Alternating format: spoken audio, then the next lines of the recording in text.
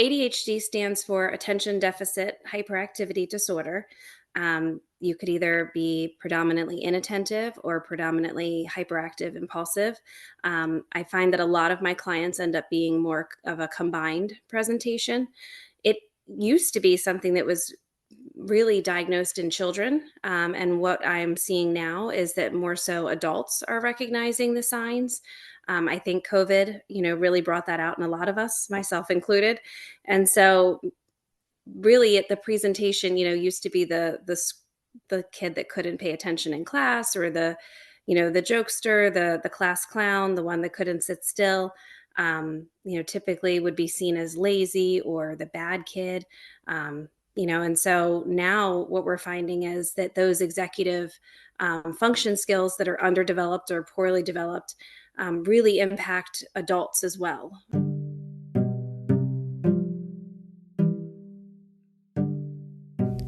Hello, welcome to another episode of the Mindful Introvert podcast. This podcast helps you to get inspiration to manifest a life in alignment with your true, confident, and intuitive being.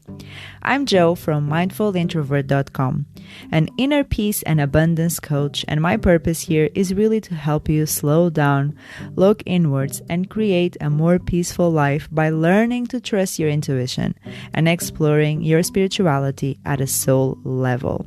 Ready to be empowered? Let's get on with the episode.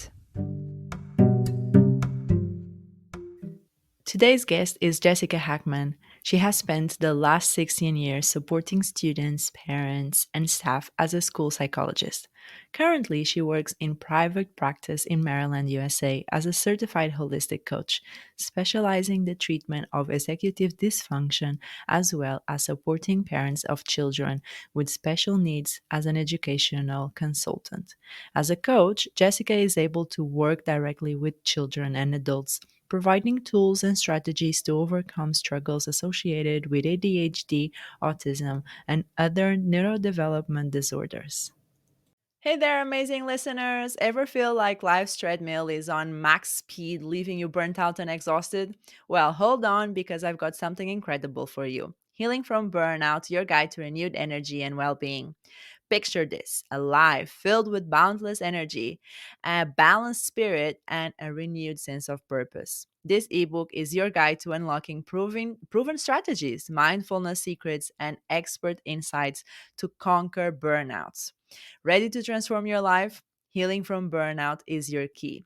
Visit the website and grab your copy now, because your journey to healing starts today. Don't wait. Click the link in the show notes. Healing from Burnout, your guide to a brighter, energized tomorrow. And now back to our regularly scheduled programming. Stay awesome. Hello, welcome to another episode of the Mindful Introvert podcast. And today I have with me a special guest. Her name is Jessica Hackmann, and I am so excited to have you here. Thank you for your interest and being a podcast guest. Would you like to introduce yourself, talk about your experience with everyone? Yeah, so thank you for having me. I'm super excited to be a part of your podcast.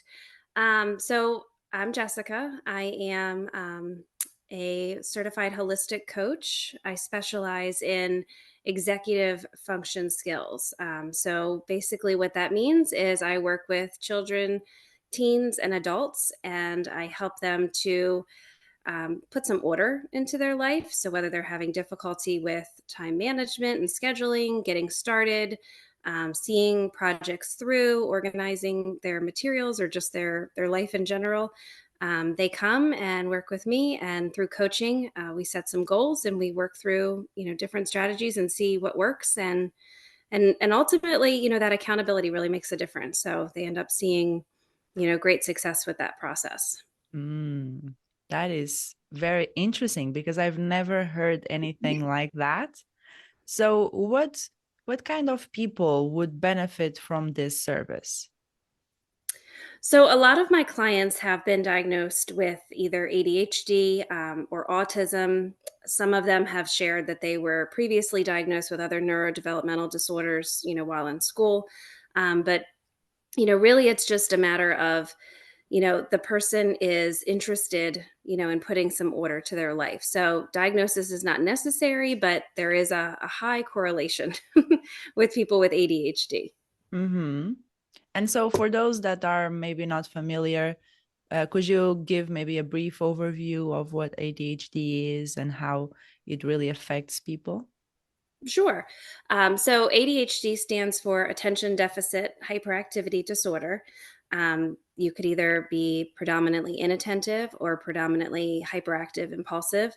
I find that a lot of my clients end up being more of a combined presentation. It used to be something that was really diagnosed in children. And what I'm seeing now is that more so adults are recognizing the signs. I think COVID, really brought that out in a lot of us, myself included. And so really at the presentation, used to be the kid that couldn't pay attention in class, or the jokester, the class clown, the one that couldn't sit still. Typically would be seen as lazy or the bad kid. And so now what we're finding is that those executive function skills that are underdeveloped or poorly developed really impact adults as well. And so, in terms of who I see as clients, I typically see, students that really kind of rears its ugly head in that middle school, adolescent age, or high school, where the kids have more than one teacher, more than one classroom that they actually have to manage. They're going back and forth to a locker using their book bags and binders. That tends to be a big struggle. And then with adults, they may have been able to kind of make it through high school, make it through college, or not. And they just find themselves maybe hopping from job to job or not being successful. Some of my clients have lost their job just because of their punctuality. They're not able to get there on time. And so we work to understand the components of the brain and why that is, and then help, program in some strategies to prevent those hurdles for them. Yeah. And is it possible to have someone? So, is it something that people are born with, or it develops at a certain age? Can it develop more into the adult stage of life? How does that work? So there's definitely a hereditary component. If you have a parent or multiple parents, diagnosed with ADHD, you are more likely to have it. But it's not a guarantee, much like many disorders. There is something, to be said for the environment, that you're raised in. So if you are somebody who's predisposed to ADHD and you are, kind of raised in an environment that's not overly orderly or scheduled, then you probably are going to be more likely as an adult to have those struggles. Whereas if you have maybe someone who's more of like a type A personality, everything has a place and everything is very well managed. I think you learn those compensatory skills. So you may not avoid the ADHD diagnosis, but the obstacles that are often associated with executive, dysfunction, then you would likely do better in that way. Mm-hmm. Okay. And um, how would your those executive dysfunction, is it a treatment? How would we call it? So the gold standard, when it treating ADHD is really the, medication management, often with a stimulant medicine, as well as those behavioral components. I have seen clients, be able to avoid medication either through use of diet and exercise. There, are some vitamins that have been shown to improve, different function. Um, but it really, the behavioral strategies is where it's key. We have to be able to build those systems and stick to those systems. Our poor habits are easy to maintain. The new habits are the ones that are a struggle. So I spend a lot of time working to help my clients understand how this isn't something that you can just do a day and then not do it the next day. It really needs to become part of the program, where you put your keys every day. If you do that every day, it makes a difference, and then you don't lose your keys.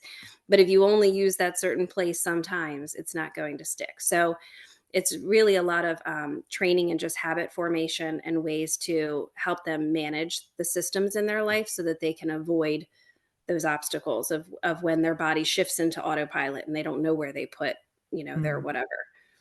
yeah.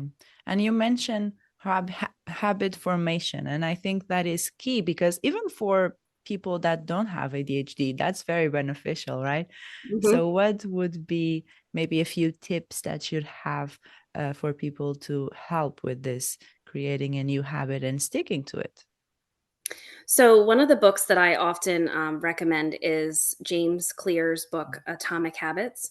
The book itself is an easy read, but the workbook is even easier. So, he has a lot of really great stories, a lot of techniques. But when it comes to habit formation, associating a new habit with a current habit, really can make a difference. So, before I wash my face every night, I'm going to brush my teeth. I know I brush my teeth every night, so then making a new habit of washing my face will be easier. The other thing that is really key is that 2 minute rule. So if I want to start being a runner, that can't be my habit. I can't just make that a habit. My habit needs to be every morning I wake up and I put on my tennis shoes and my gym clothes and I go outside. That is something that I could do in 2 minutes, and that's going to make it more likely for me to then take on the running. Um, the other thing that that he associates it is scheduling the habit, so kind of putting it Mhm. out into the universe. I'm going to do X after I do Y on Tuesdays and Thursdays. And so by making that intention, you're much more likely to come up with success. Mm, yeah, I love that because then it becomes easier, and it's that 1% of improvement that James Clear Hmm. always mentions. Yes. Because uh, is there any correlation with ADHD and perfectionism and OCD tendencies, or they are completely So non-mergeable? I imagine there's probably some comorbidity there. With ADHD, we have the ability to kind of hyper focus. And so, if there's a perseverative interest, where you are hyper focused and that that perfectionistic piece of your personality, can certainly rear its ugly head. I think that there is some, you know, I'm going to use this term lightly, but some past trauma, with forgetting things or not doing something right that probably causes us to be a little bit more perfectionistic in some ways, just to avoid the autopilot, Mm. avoid that, mishap. So I don't know if there's a direct correlation, but I can imagine that there's some definite comorbidity there just because of that hyper focus. Yeah, and I like that you mentioned the trauma associated with it because I'm sure that it brings a lot of feelings and emotions to have this disorder and to learn to cope with it. Mhm. So maybe what are some key aspects that you would say that can help someone cope better? So when I always start meeting with clients, I first highlight their strengths because, ADHD specifically, well, many disorders, but ADHD, is really a disorder of, spectrums. And so while the negative side might be that you're very impulsive and you make rash decisions and maybe sometimes get yourself into hot water, the benefit to that is that you can be incredibly spontaneous and creative because your mind is so able to think quickly, and be able to problem solve in a flexible way, not to get stuck. Um, that hyper focus can be a detriment when it's on the wrong thing, but on the right thing can be amazing. So I really try to highlight the areas of strength, find out what my clients really believe to be their superpowers and then play from those, versus from, how do we fix this area of weakness. Um, so in terms of strategies, knowing what their strengths are, it's very important for me to find the areas of their life that they do well, that they're proud of, that they don't feel inadequate or underdeveloped. And then we start to use the strategies in those situations. So if I have somebody who's very creative and very artistic, and they tell me that their craft room is immaculate, every paintbrush has a bin and every, you know, um, they're all their scissors, their crafts, whatever is very well organized. Okay, so what do those systems look like? And how can we make that emulate it in your kitchen, or how can we make that similar in your at your work desk where you do your schoolwork. And so using the strategies that they employ in things that they like to do, I find that I can get better traction in the things that are more aversive for them. Mhm. That is super interesting. And I think that what I'm getting as a big takeaway is creating that routine and that consistency that is going to help these people be more organized and feel more in control Hmm. of their life, it seems like, right? Yes. Mm. Well, and I think, kind of what you just highlighted on is that control. I think ADHD often can leave somebody feeling like, I just can't. That I don't know why. I want to so badly, but I can't start this task, or I can't get myself to finish something, or I can't, I've done all the work, but pushing the submit key is just too hard. um, Often that's the kind of conversation that I have. And so I think by giving them the tools, the power goes back into their court, where they feel like, I do have the ability to see this through, or I do have the ability to use these tools. And that's where, from a coaching perspective, the accountability can be so motivating, because you're not in this alone. You've got somebody in your corner who is helping you, along the way, and not necessarily teaching you something, but maybe helping you to generalize what you already know into other facets of your life. And it seems to me that your approach is a very empowering one because it's focusing on their strengths, focusing on their Hmm. superpowers, focusing on what they're good at and what they like and what works for them, and trying to emulate that in other areas of life. So it Hmm. seems to be very empowering and actually interesting and fun. So I have this scenario, right? So Hmm. imagine a romantic relationship or even any type of relationship, doesn't matter, friendship, whatever, between two people. And one person has the ADHD and the other one is trying to communicate with them. But each time they try to communicate, they don't seem to have the full attention of the other person. They seem distracted, or they reach for their phone, or they lose track of the conversation.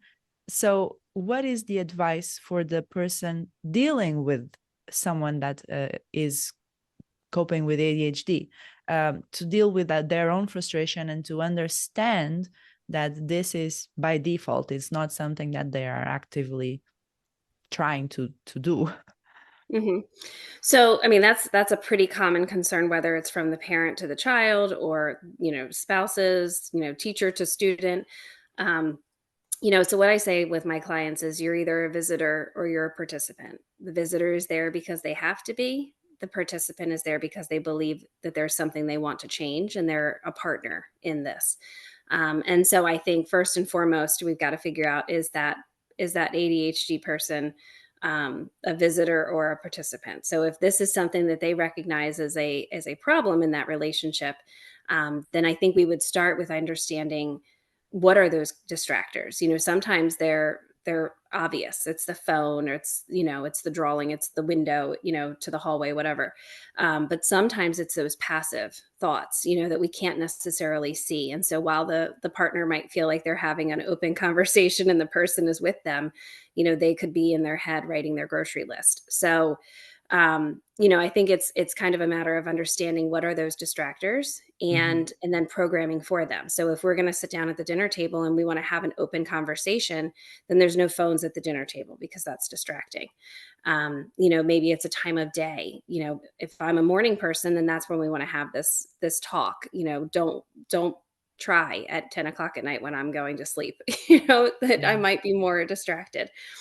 So just recognizing that person's natural times where they are more on and attentive, and then trying it best to program that environment in a way that it makes it optimal Mhm. for learning, or for having that conversation. But these would be the times where, if that person is so highly distractible, that all of these strategies will fall short, because we're battling a brain component. So sometimes there is severe levels of ADHD that truly can't find that success without some type of medication management. And, Mhm. and as a coach, that would be something where they would be referred out, to speak with a doctor or psychiatrist. Yeah. Yeah. No, but I like those because what it seems like, it seems like, first of all, it needs to be someone that is willing to change and is willing Mhm. to make the commitment to themselves and to people around to make some sort of improvements. But it also seems like it's very necessary to have a lot of self-awareness and Yes. tracking habits, tracking behaviors, tracking a lot of things in themselves. And I can imagine that can be exhausting in itself, right? Yes. So I can relate to that. On another note, so I was thinking, obviously, we're always considering our own reality, and my reality is I'm not diagnosed with ADHD. I don't think I have ADHD, but I find that ever since I got a smartphone, and like an actual very fast and good smartphone, my life completely changed. I had my first smartphone when I was in college, like, I don't know, second, third year of college, because I'm not someone to keep up with trends like that. Well, now I am, but back Right. then I wasn't. And I remember I just have this sensation of complete shift in my attention, and especially after the pandemic, actually I feel like I use my phone as a source of dopamine, a source of just constant excitement and change, Hmm. and because it seems like when we're always changing, it's new, it's exciting.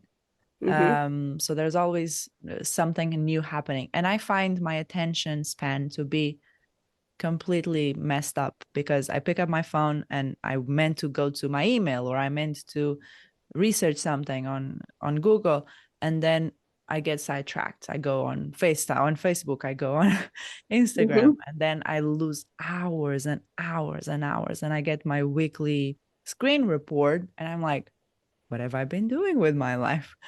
Right. Um, so I think that technology is also made for us to spend that time, right? Hmm. But my question here is, I know that I'm addicted to that dopamine hit each time something new is happening in social media, right? Is that a characteristic as well in the ADHD, or is that something completely different?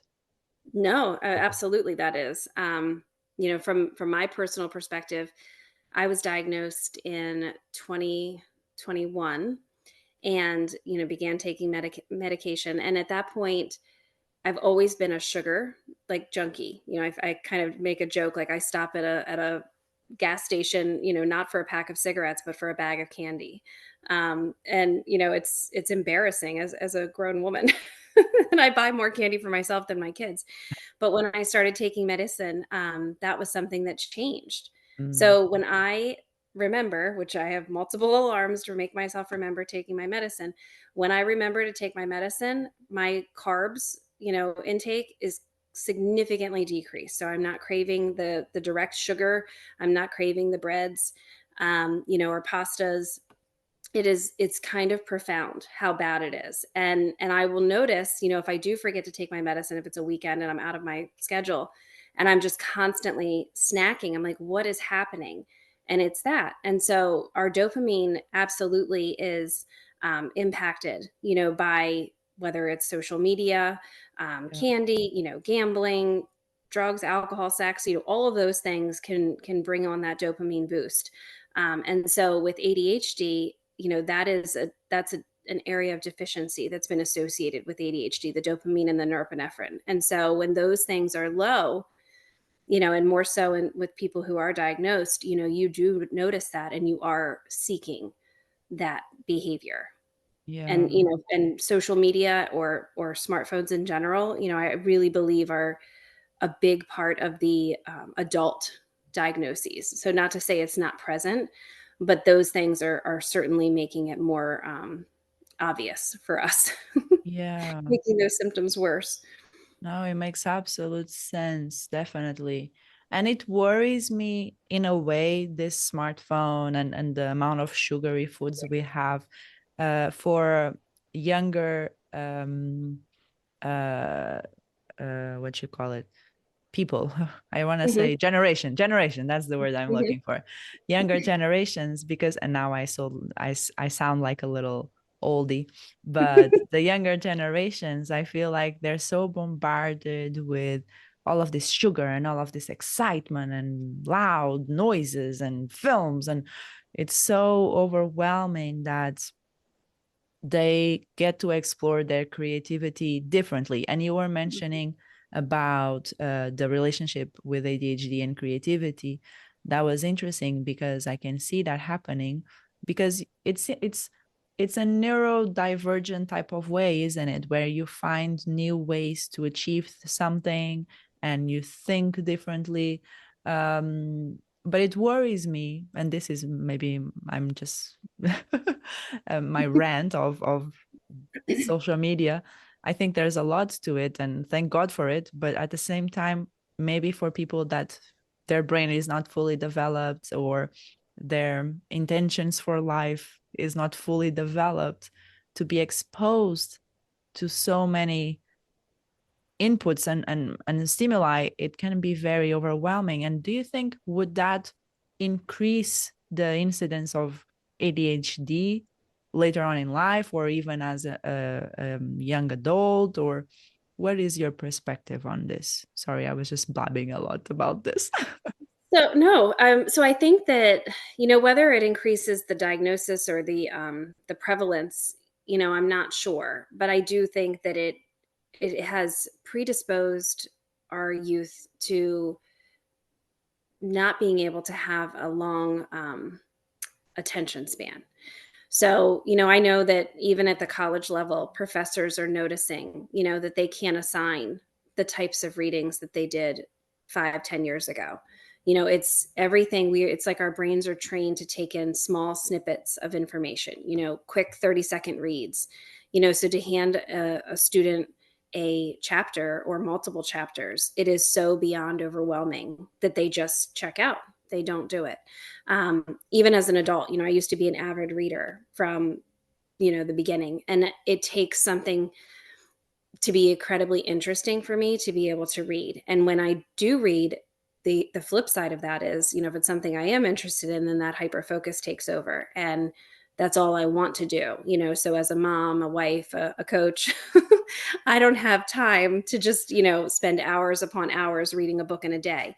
So it becomes that struggle, so Audible is my friend because I can do that in quick bursts, whether it's taking the dogs for a walk or doing the dishes. But I can't find the time to just sit and read for hours the way I used to. Mm, So I do worry about the long-term effects of just being able to persevere in a situation. Even I see it in my own kids. I have teenagers. They're doing many projects, where it's PowerPoints, presentations, posters, brochures. They're expressing their knowledge in much more creative ways. But I feel like we're losing the skill of writing the multiple page essay because that is just it's just hard, and so I think that teachers are finding that they have to kind of be more um, you know give more opportunities for that creativity to get the buy-in from students because they just don't have that perseverance, the way that they mm. used to. Not to say none of them do, but a bulk of them, because of our quick paced knowledge that we're just constantly bombarded with, those long sits are hard. Yeah.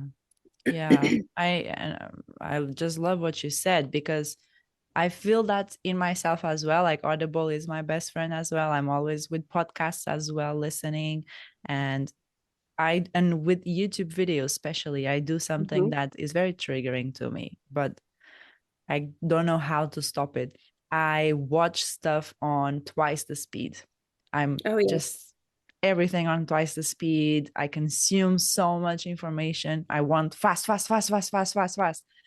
And I'm learning how to speed read as well. And I'm thinking, is this doing any good for me? Maybe I need to Hmm. slow down. But it's so, and I guess it's also the hustle culture, that we have, this idea of hustle, hustle, hustle, do more, Hmm. faster, produce more, produce more. So there's a pressure that is not just within ourselves. It's also society um, pressuring us to achieve more, be better. Hmm. That can sometimes translate into toxic positivity, and we gaslight ourselves in a way. Hmm. So, with your experience with the ADHD, being a parent, how do you manage that, and how? Excuse me. What unique challenges do you face that you want to talk about? And oh my god, sorry, let me drink some water. You're fine. What unique challenges as a parent with ADHD that maybe can be beneficial for someone else that is hearing us? So I feel like, a lot of this came out for me and with the pandemic because I was working virtually at home and, I could spend 12 hours and accomplish one task and it was not a life that I was accustomed to. I think of the my time management skills are like the game of Tetris. So if there is a hole, I will fill it. I if I have a cancellation of something within my day, it's like all I can focus on is like, what am I going to use that time for? It needs to be spent in some way. I don't relax well, and so I cram all of this in, and ultimately it ends up being to my detriment or my family's detriment because we are racing, from one thing to another in order to be able to get there. So I think that, as a parent, it wasn't, I've always been a planner, so that part wasn't hard for me. When they were little, I had everything I needed, in the diaper bag. I was able to get from one place to another, sometimes a little bit late, but not too poorly. When they started becoming athletes in elementary school and needing to be at multiple practices or games, that's where my stress level rose. And so I found myself, while I'm really great at scheduling things for myself, when I've got multiple people that I'm scheduling for, and having to coordinate the drive for two different people to get them there, that's where it kind of got a little bit hairy. Um, and now as adult or as teenagers, I caught your bug. Oh, So sorry. now as teenagers, they do a lot better job for themselves. We have a lot of like team apps that they have on their phones where they're able to see where their practices are, see where their games are scheduled, and they coordinate that directly, with their teams and their coaches. And so I've sort of transitioned more into chauffeur versus, the person who's like the taskmaster, and that has been helpful. But it does, from time to time rear its ugly head when they miss something or I miss something. And so, we have an orchestra concert and oh my gosh, we're supposed to wear black shoes and your feet have grown since last year and now we don't have black shoes and it's tonight. So those types of things do continue to happen. I often think you don't know what you don't know. And so sometimes, with ADHD, when we get on autopilot and we miss that minute detail, they can make a big splash in our day. And so that is something that, if there's going to be a frustration on my part or their part, it's those types of situations, the catastrophes that we didn't see coming, that we didn't necessarily plan for. Luckily, my husband is the opposite of ADHD. He is like the Boy Scout planner, so he's always got a list. He's always prepared, and he holds, down the fort in those times because sometimes it is, my weakness does, create havoc. My kids at this point are not diagnosed. I do see little blips in the one where it's crossed our mind, that like maybe she does have ADHD, but right now she is able to manage it. When I look at functionality, her grades are pretty well intact. She misses something here and there, but she's been able to overcome that. And I see a lot of the strengths, that spontaneity, her creativity. She's very well organized when it matters to her. She used to be the kid that would wake up before us and reorganize my cabinets. Like she loved it when she was like 2 or 3. I'd come out and she'd be sitting on the counter, going through Tupperware. Um, and so organization is a real strong point for her. And I think, kind of catches her when she starts to fall, and so she is able to do a really nice job with that. She's very meticulous about her time. Um, to a fault. It can be really annoying when she asks, what time do we need to be there? What time do we need to leave? How long does it take to get there? I do see that in her, where I think it's her trying to manage, Mhm. the opposite, so she needs to kind of over prepare, so Mhm. that she isn't late or she doesn't forget something. And so at this point, we're kind of waiting and seeing. She's almost 13, so I think that as she goes into high school, and college, we'll see it if it's there. But it is funny to kind of see the as they've grown, and to see myself, as a young parent versus, now, how the ADHD kind of impacts our lives. Mm. And being diagnosed in 2021 as an adult, how was that for you? So I pretty much, since I had kids, always felt like I had anxiety. And not to say I didn't have anxiety, but my anxiety would be more of like an emotional control. So I would feel stressed. I tried multiple SSRIs, and I felt, like they helped. They kind of allowed you to like admire the problem, and but see it kind of pass through like clouds. It wasn't something that I would dwell on. But ultimately, I would be on it for a few months, and then I would go off because it would lose the effect. And so when 2021 came around, I was so frustrated just with life in general, because I was a school psychologist. I was working at home.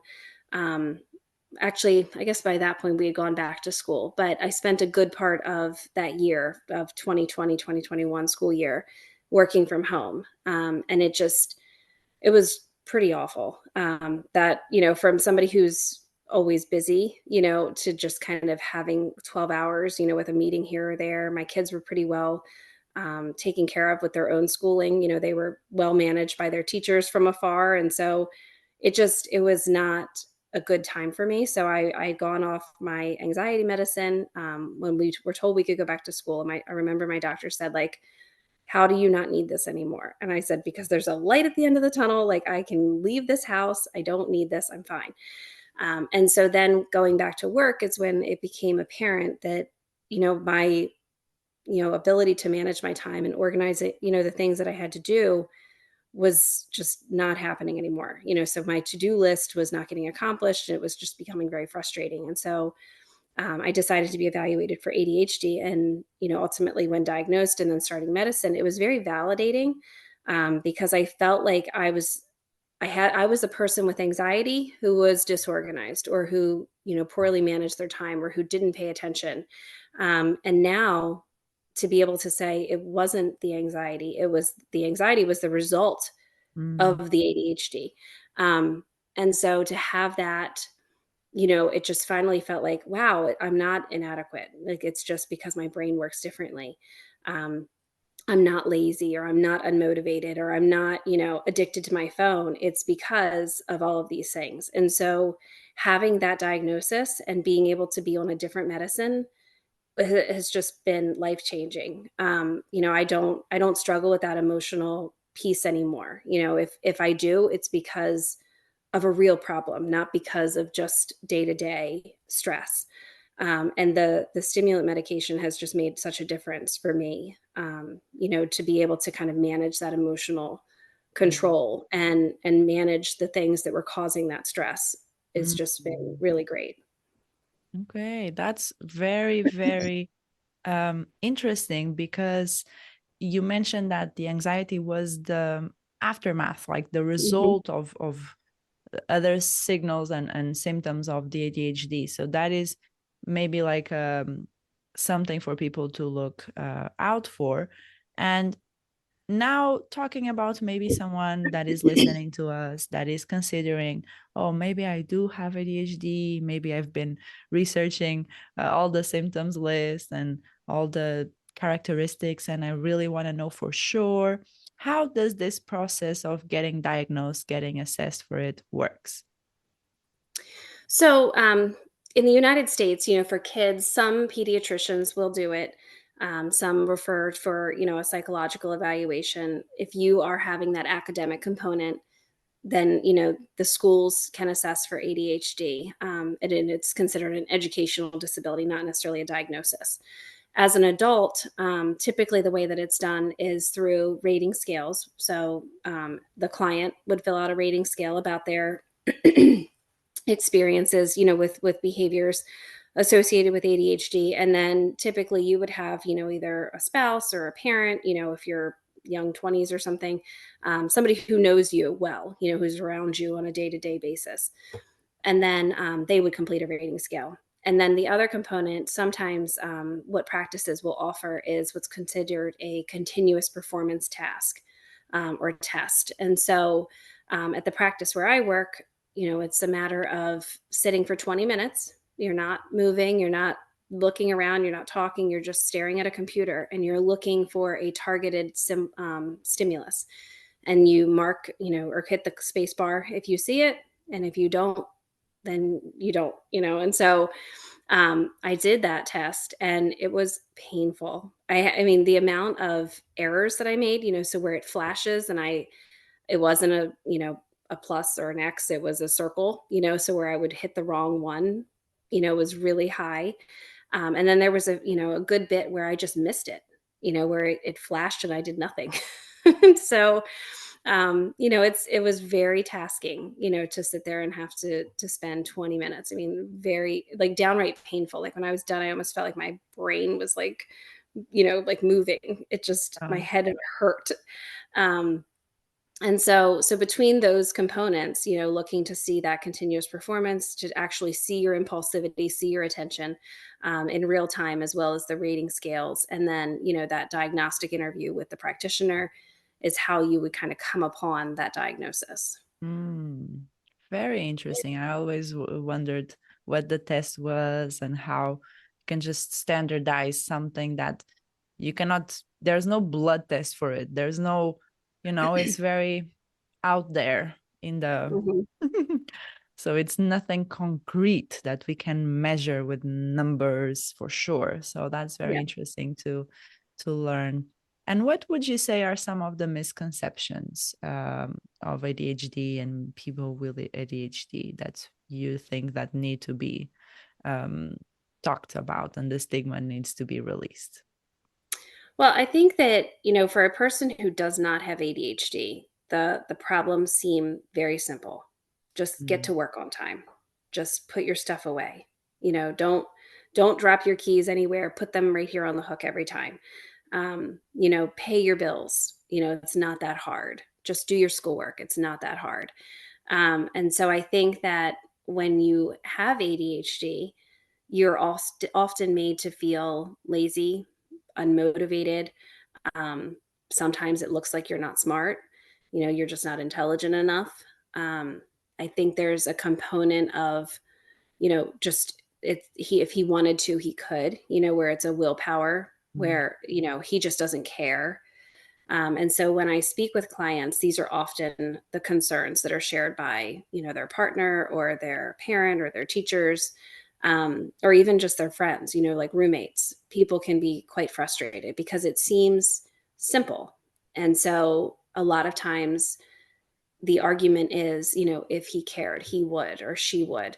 Um, and so I think from a misconception standpoint is that it's quite the opposite, that I mean, I've had clients say like, it's literally like, I just can't, there is this block that is keeping me from doing whatever. And so they care a lot. They feel quite badly.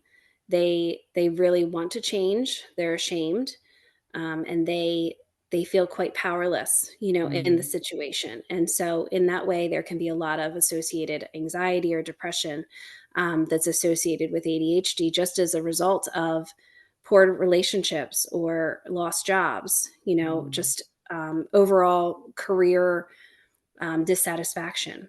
Somebody who is plenty smart enough, plenty skilled enough to make it in a high level job, just sort of chooses the easier route because they know that they will fail, or they expect that they will fail. And so in that way, it's just really demoralizing.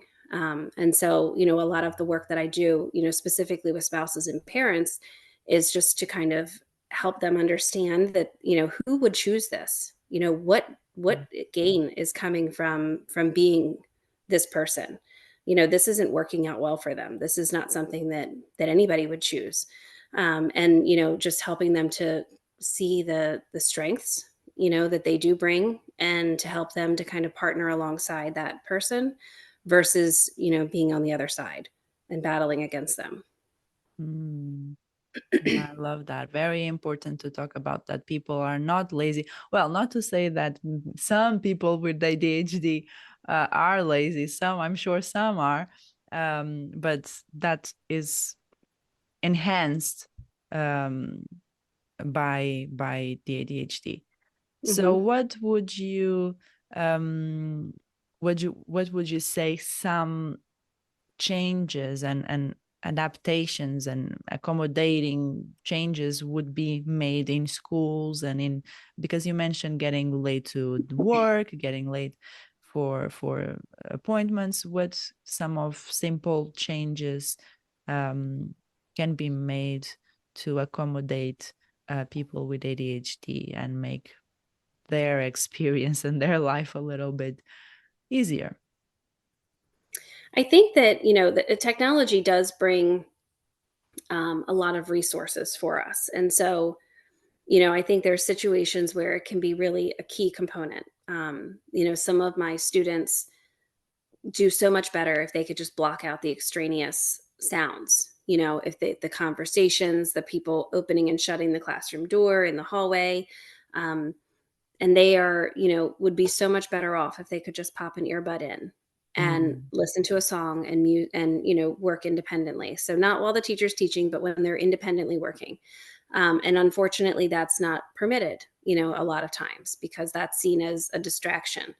So I think, allowing a person, again, within reason, who's making a good choice, not one that's going to further hinder their performance, but to allow a person to choose, the way that they work, the way that they can get things done. Um, Providing them that empowerment to say, I work best, in this part of the classroom, or I work best, multiple days a week from home. I'm much more productive than if I'm sitting at my desk where everybody talks to me, or where I can be distracted by whatever. Me personally, my best place to work is at like a Starbucks or a Panera. I do so well with mindless conversation that I know nothing about. I'm listening, but I can be so productive. I'm also sitting in this place where I feel like I have to be productive. mm, So, I can't just kind of go over to Amazon and start, buying Christmas gifts. I feel like I'm here to do it, to write a report. So I'm going to sit here and write a report. And so, really empowering the individual to understand, like, where is their best work happening, and what accommodations do they need for that. So mm, even with parents, like, well, if he goes to his room, I can't watch him. He can't do it. So I'm going to make him sit at the kitchen table. Meanwhile, the kitchen is like the hub of the house, where everybody's coming and going. That's not his best place to work. So kind of having an understanding of what works best, mhm, and then having that trial and error. I do also think that there's a lot of uh, our world is kind of coming around, but for a long time it was very much square peg round hole, for individuals, with different types of neurodiversity. And so the accommodations, I think, that are naturally starting to come about are really helpful, but we still have a ways to go, for sure. mm. Yeah. No, but I love the fact that you said, so it seems like it's can be different for everyone. So you Mhm. mentioned that you're most productive in a Starbucks with a lot of potential distractors around you, and maybe some kid would struggle to work from their kitchen table. So it's really understanding your own personal best and go Mhm. off of that and adapt your life according, it seems like. Am I right? Yes. Well, and I think that goes along with just kind of the stigma. A lot of parents, some are open-minded. The ones who have ADHD, as much as their inability to manage and deal with their own executive dysfunction, Mm, they tend to be my most open-minded parents because they've walked the walk. And so they understand. My parents who are more type A, who are mhm, maybe, executives or military or whatever, where they have to operate under a certain system, they struggle to understand this in a child. What do you mean they need this, this, and this? They need to just sit here and do this.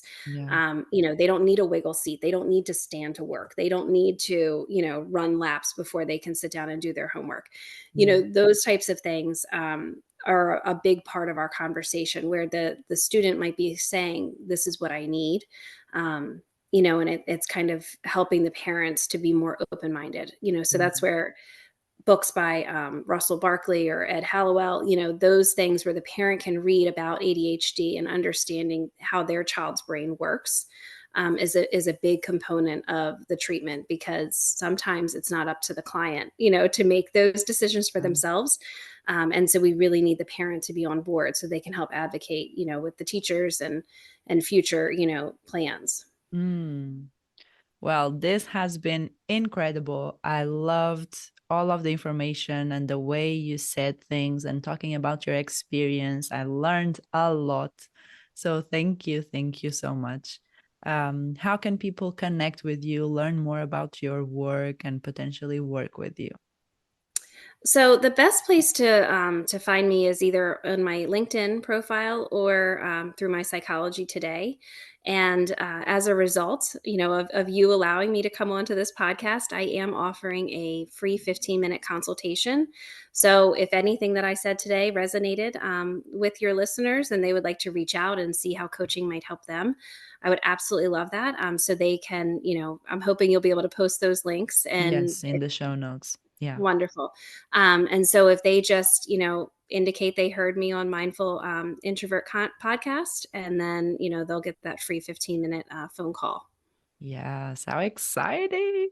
Oh, well, thank you so much for joining me and sharing your experience, sharing awesome tips and incredible demystifying these misconceptions and the stigma associated with having ADHD and coping with it. Thank you so much. I No, thank you absolutely so much. enjoyed I having really, you here. really enjoyed this. Thank you. Okay, I'll see you next episode. Bye. Bye. If you are fully committed to your growth, I invite you to book a free inner peace assessment call with me to create an action plan to manifest a life worth living with more inner peace and self love. For more inspiring content, follow me on Instagram at Coach Joanna Calado and subscribe to my YouTube channel at The Intuitive Being. I will leave everything in the show notes so that you do not miss a thing. I'll see you on the next episode, and until then, slow down and trust yourself.